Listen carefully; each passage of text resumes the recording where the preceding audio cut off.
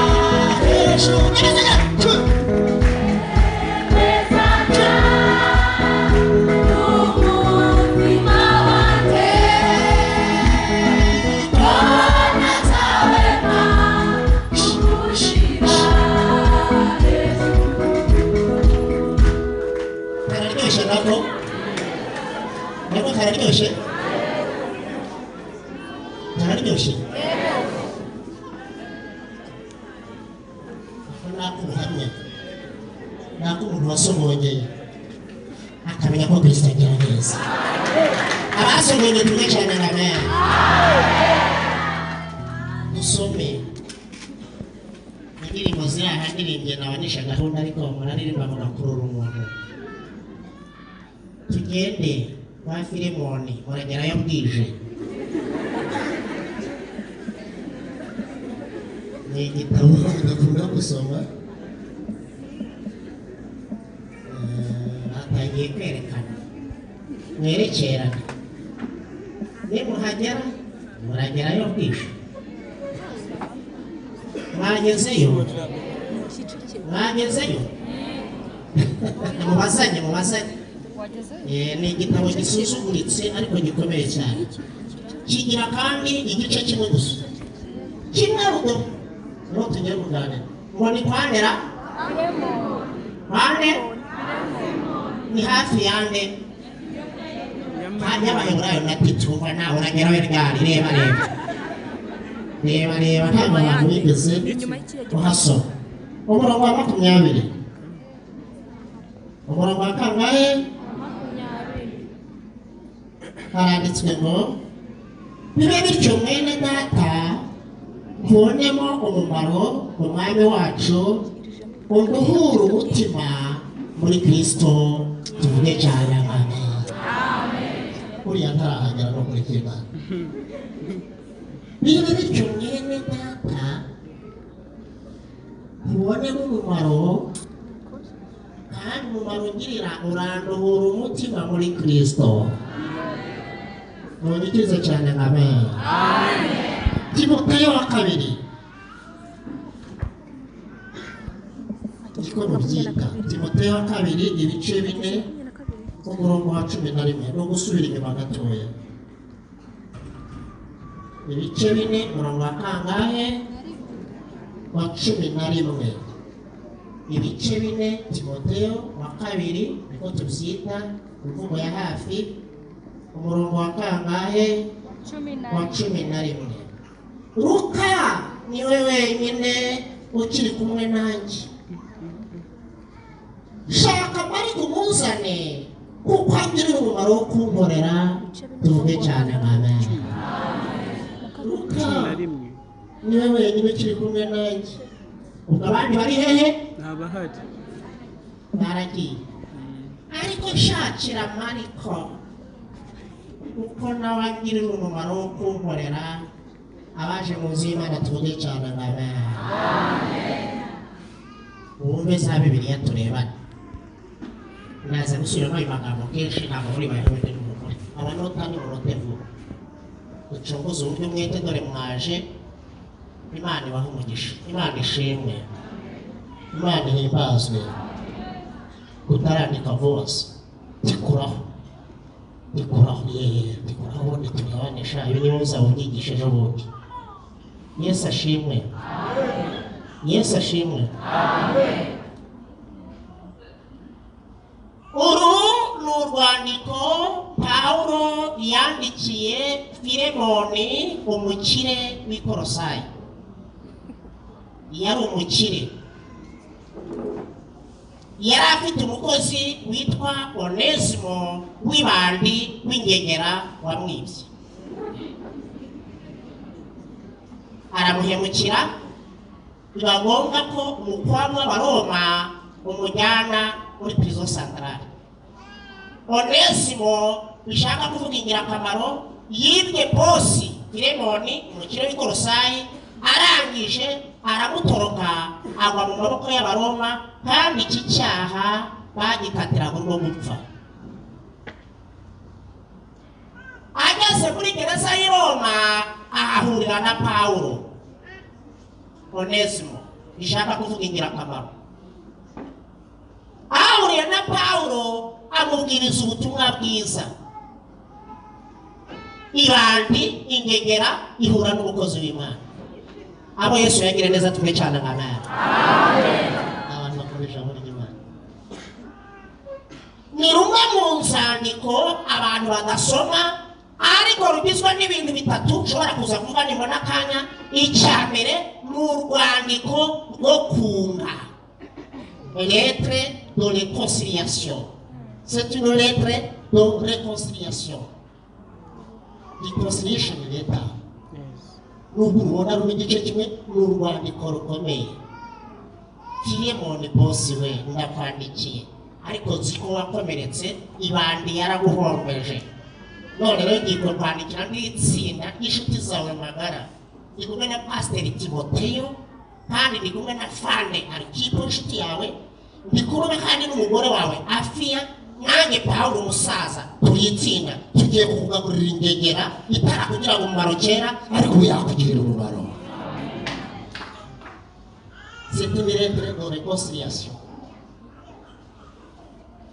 Icya kabiri ni urwandiko rwo kwishingira, recommandation, cyangwa rwo gutuma uraca mu nzira, cyangwa urwandiko ruperezanta ruhagarariye kwishingira, guhagararira. Munyikize cyane amen. Kandi ni urwandiko rwo guhindukira Filemo, wari ingegera none ubu yakugirira umumaro. Abo Yesu yagiriye neza tuvuge cyane amen.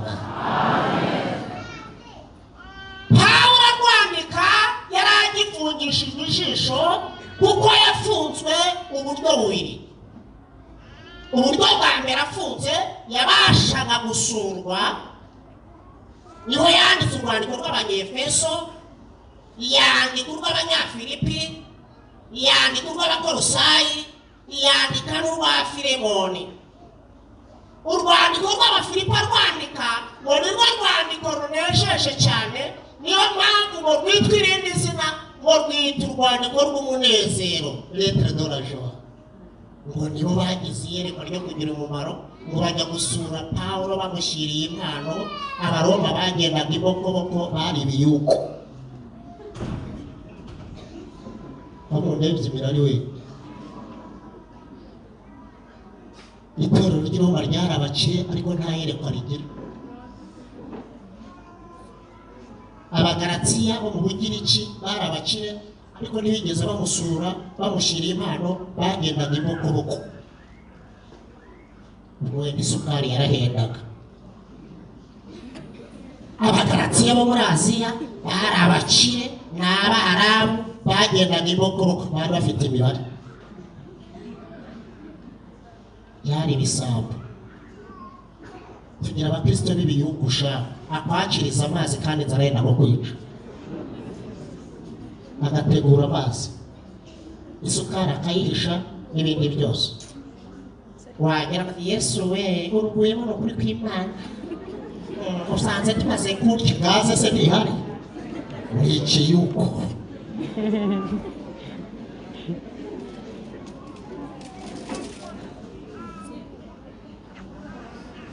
Abanyefeso ntabwo bamusuye, ariho yayoboraga itorero bamushyira impano, nta yerekwa bari bafite. Iyerekwa ryagizwe n'itorero ry'irikene ry'i Filipi, bohereza inshuro ebyiri uwitwa Epafrodito ngo arandika aravuga ati none ndanezerewe, ubwo mpawe impano na Epafrodito niwe ugize iyerekwa. Yewe na Filipi nimwebwe mugize iyerekwa, muza kusura muzaniye ikintu, muzaniye impano, kandi Epafrodito abizanye birenga rimwe, abizanye kabiri, ndanezerewe. Niyo mpamvu urwandiko rw'Abafilipi barwita urwandiko rw'umunezero. Nejejwe n'impano munzaniye. Yarakibasha gusurwa, niyo mpano yaramunejeje, ndetse bayimuhaye ubugira kabiri, ariko arabiyama aravuga ati rero iyo mpano mumpaye gasopo, mutazayuriraho mutanzobeya. Nzi kugira ibisaga, nzi no gucishwa bugufi, mutazaba impano ituma musuzugura. Hari umuntu uguha impano akakugira imbata. Niba yamuhaye katace n'abandi mu rubyiruko ka smartphone, akagutelefona saa munani, alo icyuki kuramo akanyonyo nkore nakira nkore ukambara igitama nawe uri nama ugakuramo akanyonyo, sinabaye tuzayitungana ningo kuramo akanyonyo nkore agakoraho mu miyaga ukamuha akanyonyo, uri imbata ya fone.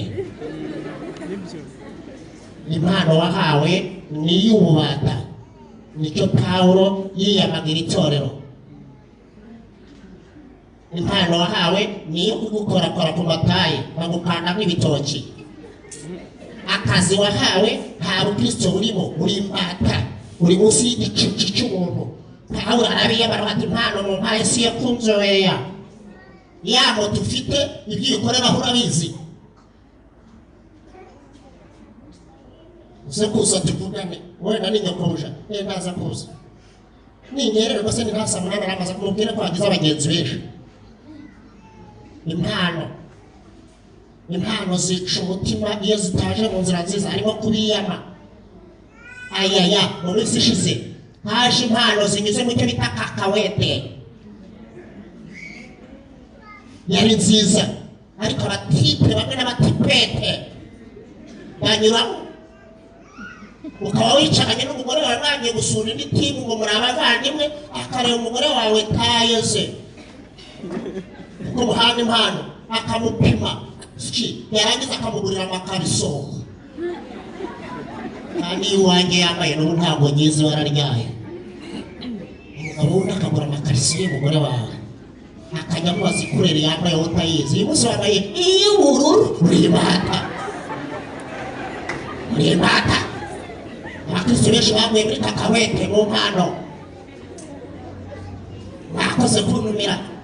Iyo mpano ntabwo ari iy'ububata. Hari umuntu ukugirira neza akajya guhamagara saa sita, akaguhamagara nimugoroba, akaguhamagara ku cyumweru, akaguhamagara bwije, agakoranya imyenda yo muri quartier. Mufite imyenda bati mfite umuntu bimeza, iyanjye n'imikiyani musa agakoyora n'iy'abaturanyi, buriya nyamuha bibiri akagura ibirayi by'abana. Ubwo rero muzane gupfusa bya bibiri ukabikorera ibitugu bikazakuka, yatira n'abaturage ati adapfuse yo ndamuhaye akajya kubimbata n'iki Pawulo yiyamye abamurike tuvuge cyane nka amen mwaba Filipi mwe impano mu mpaye si yo kunsuzugura nzi kugira ibisanga nzi no gucishwa bugufi abamurikiye amashyi ku Mana yacu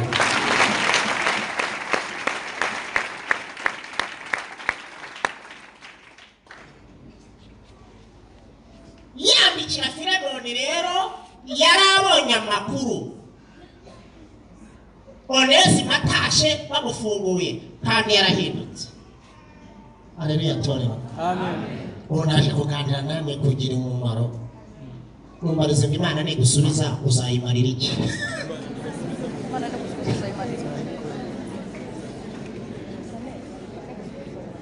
Haleluya Haleluya urwandiko rwa kabiri rwa Timoteyo izi ngizi mvuze zibanza Abefeso n'Abafilipi na Filemoni yazanditse ashobora gusurwa kuri gereza ashobora kugemurirwa urwa kabiri rero yandikira Timoteyo yaragiye mu yindi kasho special yaragiye mu yindi gereza atazongera kuboneka ni urwandiko yanditse mu mugoroba we wo gusezera ubuzima bw'isi ashaka rero umupasiteri ari mu icyo bita mu cyongereza handover cyangwa remise reprise cyangwa ihererekanya bubasha asanga uwitwa Timoteyo bahurira Lusitira umupasiteri yasigiye itorero ryo mu Efeso asanga ariwe yakwitabaza ngo amubwirire irya nyuma mu cyongereza bagita farewells amagambo uvuga bwa nyuma y'intashyo za nyuma cyangwa discours d'adieu ni amagambo uvuga ndagiye uzamenyera abantu ndagiye ariko uhumure nta byaha mfite uru rwandiko rero yarwanditse agiye muri kasho special aho atazongera kugaragara aho bari bagiye kumuca umutwe yari agiye gufunga ituru ya kabiri aho atazongera kugaruka ku isi yibuka kwandika asiga remise reprise asiga ihererekanya bubasha yandikira Timoteyo aravuga ngo Timo banguka vuba igihe cy'imbeho kitaraza banguka agira ibyo nkubwira banguka mubwire ibintu bibiri icyambere ndaguha remise y'itorero y'umwuka nguhe na remise y'idini ni bibiri ntabwo dukora ndaguha remise y'itorero y'umwuka abanyamwuka nguhe na remise y'idini ibi Dawidi yarabikoze ahamagaye Salomo aravuga Salomo mwana wanjye dore remise ya mbere nguhaye Imana yambuje kubaka inzu kuko ubona baye inkora amaraso nyinshi ariko mwana wanjye remise y'umwuka menya Imana Yesu niyo ni ya mbere y'umwuka icya kabiri iyo yakoreraga abarinzi yakorera icya kabiri rero icya kabiri dore nakoze fundraising Imana yambuje kubaka inzu uzayuzuze mwana wanjye iyo ni remise y'umwuka icya gatatu wari Izirayi yagiriye neza yampaye umutima ndi mu butayu n'umukene narazezengeye uzamukure mu cyaro umuzane bwame Haleluya iyo ni remise y'umwuka iy'umubiri iy'idini tuyivuga dusohoka iy'idini ntabwo yandikwa uyivuga usohoka uyivuga mu kanwa Shimeyi yarantutse ntuzatume imbizi zigera ikuzimu niyo tuyivuga dusohoka uzi ubwenge mwana wanjye uzamura igaso urenze ikuza ubwenge yarantutse arantukuza ambona mu mwambaro wa bodaboda agira ngo Imana ntakivugaho ariko uzagira kumugenza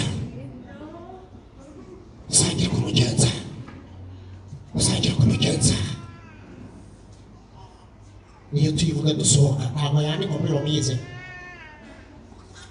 ahubwo ati papa mbwirire afite amafaranga ariko ni igisambo nta n'amazi yakugurira ntukamwishinge ariyemera gusa ariko mama nyiragahinja niyo afite igihumbi yagusigira sengezi ukanywa amata ntiwamupfana uzajya umwitaho mama Rudoboro akunda kuba ku rusengero uzajya ugira ikibazo uzajya umwitabaza ariko mama Nyiramiteja ntacyo amaze ni nyirakadiho gusa niyo giye gusohoka ibikomeye cyane mama nyirakanyobwa nazajya yinjira mu biro usanga ikingura amadirishya yose n'urugi yaza akavuza n'urugo wamufashe ariyenza iyo tuyoga dusohoka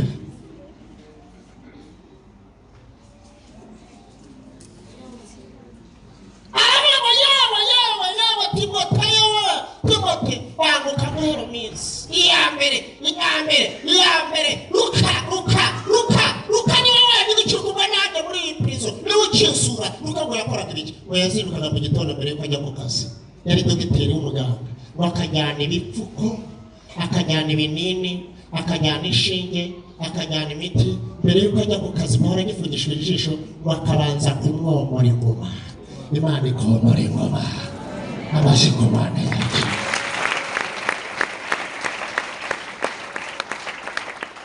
yacu Luka we waramutse bataramutse apote ati baraye bamubita baranyindaguye baranavuye barahamaha niba sinzi ko ejo nzaramuka ariko nubwo bambashije n'uru ijambo ry'Imana ryo ntabwo rimuva ijambo ry'Imana rirakomeje ngo Luka mbere yuko ajya ku kazi akamugira umumaro akabanza kumwomora ingoma akajya ku kazi arangije amutura raporo amubwira Pasiteri Timoteyo ntabwo ariko hari ubundi nkeneye Mariko wa mwana uvuka ku mubosikazi witwa Mariya ibyakozwe n'uwa 12 uyu mwana ngo yavukanye umutima mwiza Mariko yavukanye umutima mwiza amaze kuvukana umutima mwiza ngo nyina yari umukivu ufite i Yerusalemu niho Yesu yaryaga niho kwanuza uyu mwana avukana uburere bwa nyina ngo nta kindi Mariko yakoraga nagiye gushaka kuri Zagogo impamvu Pawulo yifuza Mariko ngiye gusoma barambwira ngo Mariko ikintu yakoraga ngo ntabwo yari azi ibintu byinshi cyane yakoraga ibitangaza byinshi cyane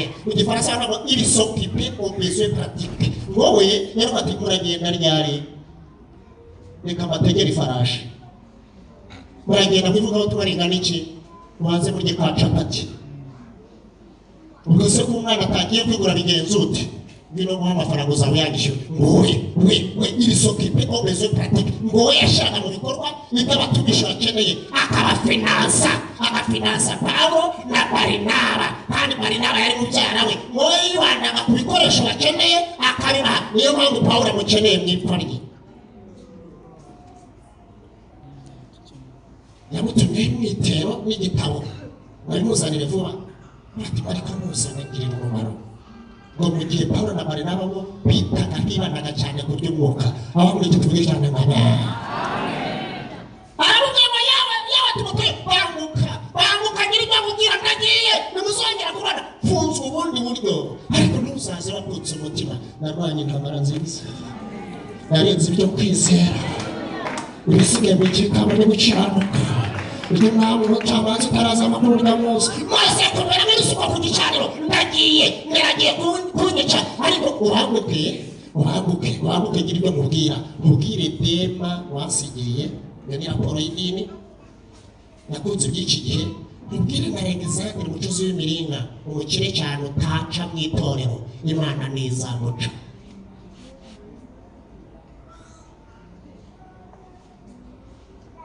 ariko ntabwo banguka vuba igihe kibeho kitaraza banguka ngira ibyo mubwira iyi niyo mizi yashakaga kumuha ashaka abanyamumaro amubwira abanyamumaro amubwira n'abimburamumaro ongera umubwire kandi ngo reka tugire umumaro Haleluya Haleluya Haleluya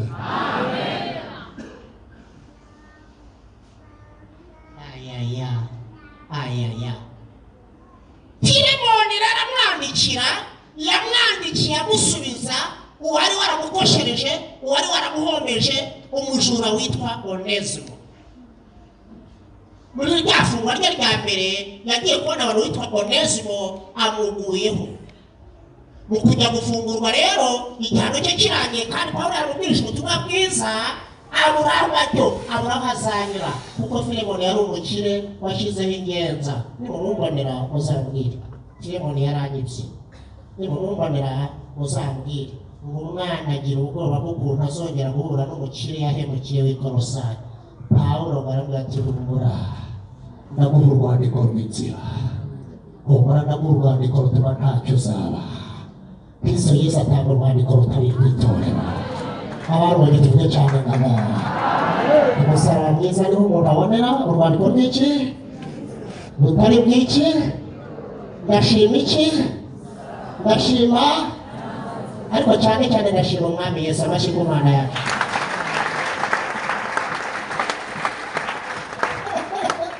Mwebwe rero iyo bavuze urwandiko, niyo mpamvu urwandiko rufite igice kimwe ngo rurahambaye, ngo yagize ipfunwe. Nzaca hehe? Yego narakijijwe n'ibyo, ariko nzahinguka kwa Filemoni gute? Ko namuhemukiye, nifite umutima ukincira urubanza. Nzamuhinguka hehe? Ngo arangije baravuga ngo ndaguha urwandiko rutuma Filemoni ntacyo amutwara. Uwiteka umucamanza abonyeho amaraso wacira urubanza rubi, anyita ukiranutse, yaracunguye ngo mube, niko kunyishingira kuko adapfa singipfuye, njye na Yesu tukunda. Amashyi ku Mana yacu.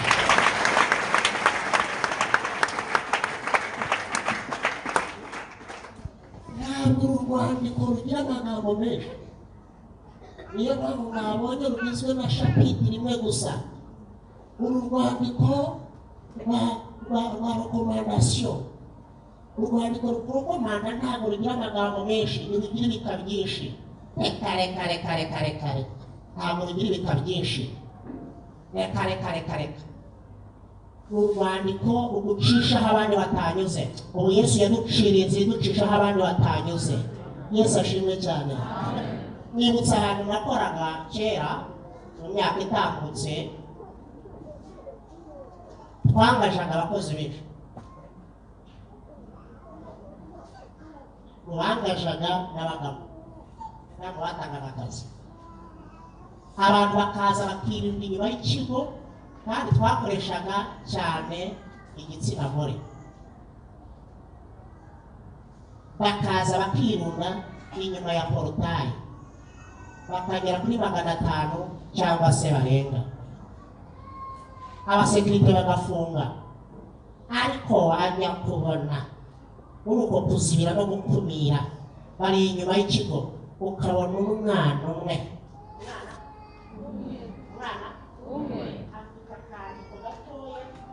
petimo abakangana gutyo, singombwa abagabo be petimo magari wanjye. Urwandiko rekomandasiyo ntabwo igeze ibitabo byinshi, niyo mpamvu urwanditse igice kimwe. Niyo mpamvu Imana atitambuka ntacyo uzaba. Aho Kristo yacira inzira tuvuge cyane amen. Kabona araje muri iryo byigana, akweretse umusekirite,